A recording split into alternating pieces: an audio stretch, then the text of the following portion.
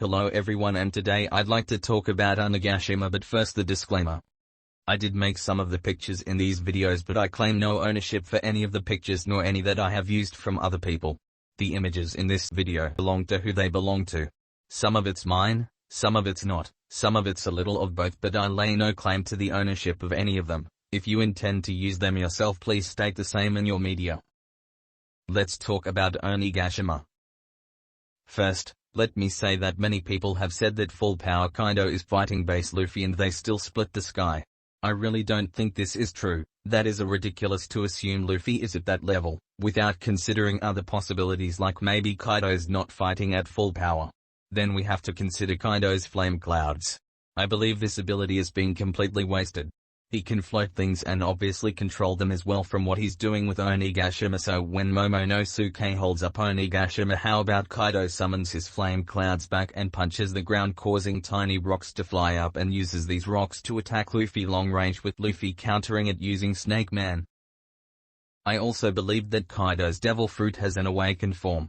This would add to the fearsome threat that Kaido is and cement awakenings as truly powerful game changers. There have been 5 confirmed awakened zones, being the jailer beasts, so yes, zone devil fruits can awaken. Besides, Kaido is an emperor, and though his power is waning, it's still there. Whether or not there will be an Act 4 to Wano is unknown to me, as Luffy could beat Kaido pretty soon, but I would like to see an Act 4 with Act 3 ending with Momonosuke holding up Onigashima. I know Wano's been dragging on a bit, in a good way, and we all want to see Kaido's defeat, but there's way too much to be done, including a clarification of Kaido's motivations, which Oda has been squirreling away from us readers. I want a complex Kaido, just like Dofi. I want more on the Rocks pirates, Green Bull, King, Zora, Sanji, the Lunarians, and so much more. If the Marines come to Wano, I don't think I'd like it if a whole fleet came, but it would make sense for it to just be Isho, Fujitora, and Yushimayu, Green Bull, with some small crews to arrive, and I believe that it should happen, if it does, after the defeat of King and Queen and while Luffy is fighting Kaido.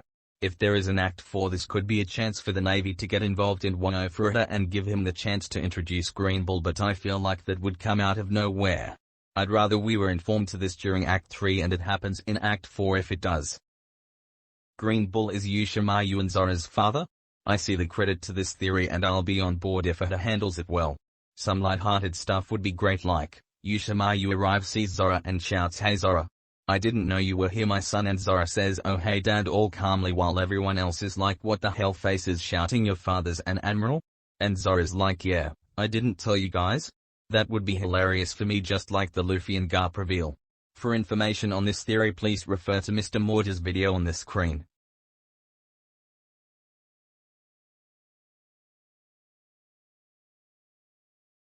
If the Marines arrive, there would obviously be an ensuing battle between the Admirals and Straw Hats, with Isho versus Zora and Green Bull versus Sanji, who are both wounded and losing, as Isho and Green Bull tell them to give in, as they respond, "We're the wings of the Pirate King. We can't give in here."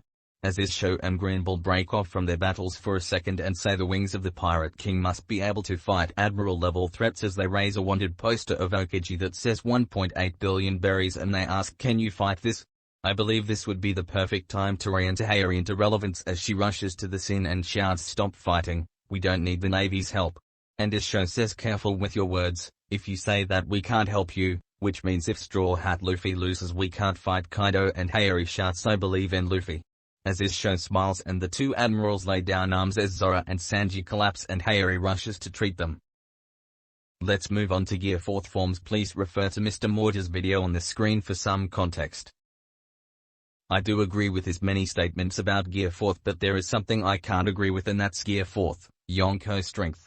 I think it's as unnecessary as we know the damage Luffy can inflict with his King Kong gun. Along with the fact that Luffy does not need to redistribute his stats for the strength, he's just piling on his strength stats, so I don't think he needs a Gear 4, Yonko Strength form. Besides, a form specializing in strength would cut back on his speed and defense too much and would just leave Luffy a sitting duck to attacks from faster and stronger opponents, more of a hindrance than a good form. Tank Man is a purely defensive technique, so that was fine, and Snake Man is a long-range technique, so Luffy can get away with it, but purely offensive ability seems too risky for even Luffy. I would be ecstatic for a Yonko speed form, since this isn't as risky as Yonko strength form. I would love for the next Gear 4th form to be Gear 4th, Spring Man, in which Luffy turns chibi and makes himself denser, making him faster along with springs for feet. There is evidence to support my claim though. Luffy has always evolved by imitating other people and incorporating their skill set into his own battle style, hence the name Monkey See Monkey D. Luffy. He even names the move Spring Bullet. Think of this but on a larger scale, like bouncing off of the air. He could use a move called Equinox Hawk Gun as a fiery fist defeats Kaido and all the snow in Ringo disappears as Luffy frees them from death and sadness. Snow is a recurring theme in One Piece to represent sadness and death, like in the Drum Kingdom with Hero Look, my favorite mentor in the series, and Rosinante, Karazhan. Spring also relates to the blossoming of Sakura trees, which again retraces its steps to Drum Island. I really hope Oda had this planned or reads this. I'm not saying I know better than him, but I see this as a great way to take the story. In the final moments of Luffy vs Kaido, I think that Luffy should punch Kaido through Onigashima as he grabs Momo's tail, hanging onto it. This is a direct parallel to when Kaido held Momo, threatening to let him fall. Momo looks down to see Kaido and starts screaming his ass off and accidentally firing a whirlwind breath attack at Kaido, who dodges, transforming into his dragon form, but Luffy jumps down and lands the final blow, shouting Equinox Hawk Gun as he punches and defeats Kaido, as the snow in Ringo lifts. Could there be a fifth gear or awakening appearance? Let's get to the point. No, I would not like for it to be here by Wano. It should be reserved for Mary Joyce and Emusama, as it's too early for such a power for it to feel earned. Luffy should only have one more power buff after Springman, and it's not something that strong. No awakening either. That should be reserved for against Blackbeard, since it's the perfect counter to the Tremor fruit. Could Luffy experience any buffs at all apart from a new Gear 4th form? I believe that Luffy's final buff for Wano will be the ability to swap Gear 4th forms, and he will use this against Kaido. This is the perfect way for Luffy to keep up with Kaido while still knowing that Luffy needs to swap forms to win this fight, and so while he's as strong as Kaido, he's still on the ropes. Assigning a time restriction to this ability could be with the reason of the fluctuation of Haki Luffy is causing, and that's causing a higher usage of Haki. A time limit would make it so that this power isn't completely up. What do I think about future gears? I like the idea of Gear 5th, but I don't like anything further than that, as that would result in power creep, so I think it would be more appropriate to call it something like Final Gear, Pirate King. Bounties. I'll go from lowest to highest. 11. Brook. Sorry Brook fans, but the numbers don't have bounties according to the One Piece fandom website, so I would give him maybe 300 million berries as a good estimate, but don't take my word for it since the numbers went down pretty easy, so their bounties could be low. 10. Nami.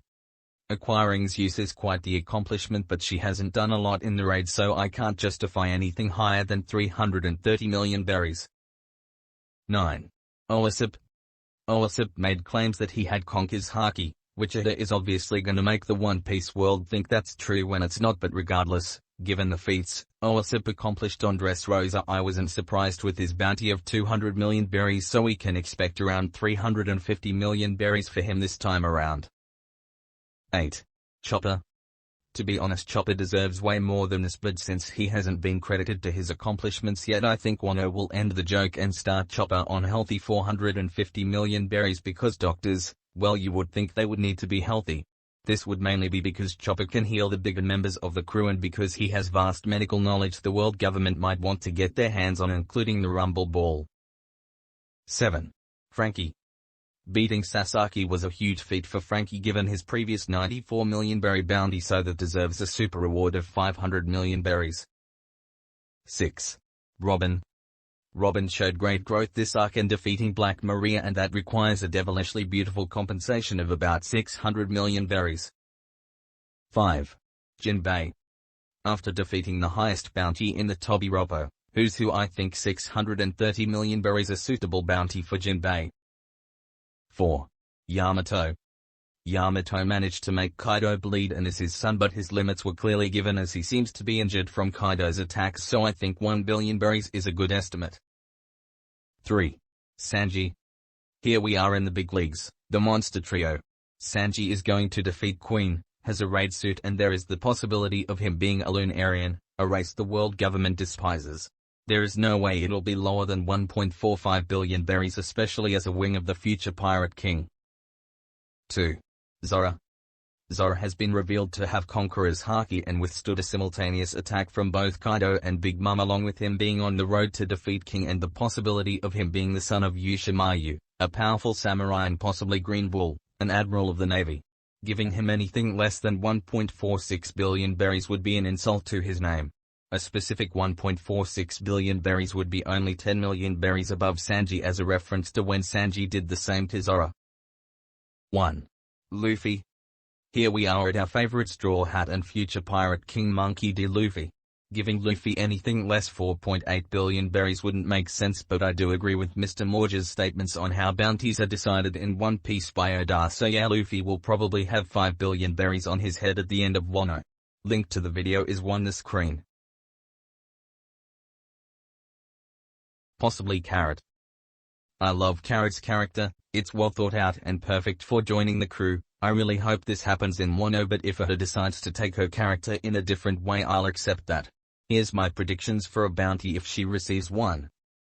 She gave Daifuku quite a bit of trouble, and I think she could have won against him with her speed, as Daifuku would need to keep using his hands to keep the genie out there, so unless he is a good combatant or his genie has some more tricks up its sleeve, I give the win to Carrot, assuming she can finish the battle quickly, hence the 440 million berries, as she kind of dealt with him like he wasn't a big deal.